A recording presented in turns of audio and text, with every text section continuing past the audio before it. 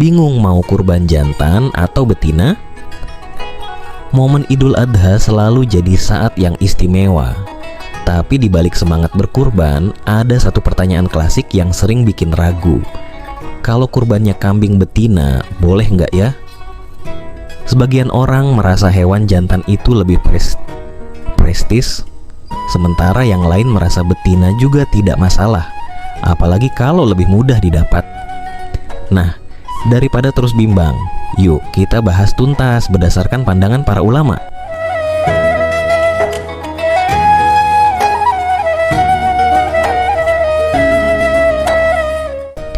Ibadah kurban itu bukan cuma soal berkorban materi, tapi juga soal mengikuti ketentuan yang Allah dan Rasulnya tetapkan. Kalau sampai keliru, misalnya memilih hewan yang tidak sah, bisa-bisa ibadah kurbannya tidak diterima. Sayang banget, kan? Makanya, penting banget untuk tahu aturan mainnya, termasuk soal jenis kelamin hewan kurban.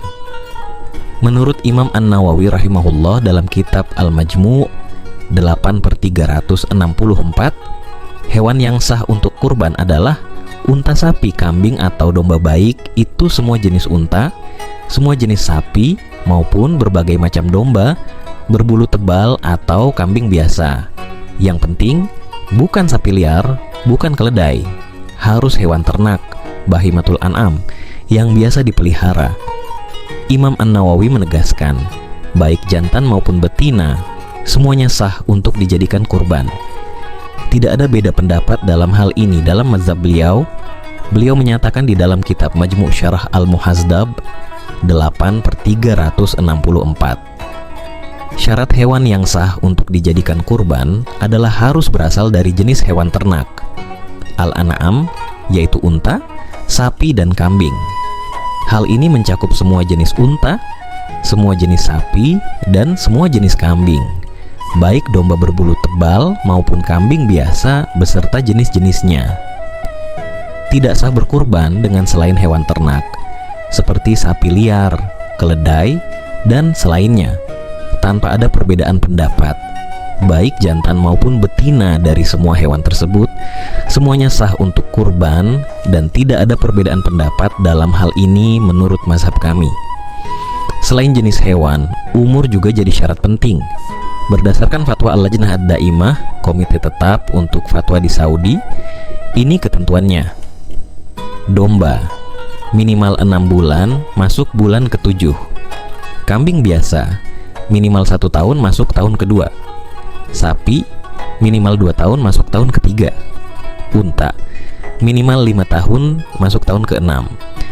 Dalilnya adalah sabda Nabi Shallallahu Alaihi Wasallam, sesungguhnya domba jaz mencukupi seperti domba yang lebih tua. Sani, HR, Abu Dawud, dan An-Nasai. Beliau juga bersabda, janganlah kalian menyembelih kecuali hewan yang sudah dewasa, musinnah. Kecuali kalau kalian kesulitan, maka sembelihlah domba jaz. HR Muslim. Artinya, kambing betina pun sah, asalkan sudah cukup umur. Dalam fatwa Islam nomor 106150 dijelaskan, sesungguhnya Allah Subhanahu wa Ta'ala membolehkan penyembelihan hewan ternak, baik jantan maupun betina, termasuk domba dan selainnya. Namun, hewan jantan lebih utama untuk kurban dan sejenisnya. Para ulama mazhab Maliki juga menyebutkan bahwa makruh menyembelih hewan betina yang sedang produktif mengeluarkan susu demi menjaga maslahatnya.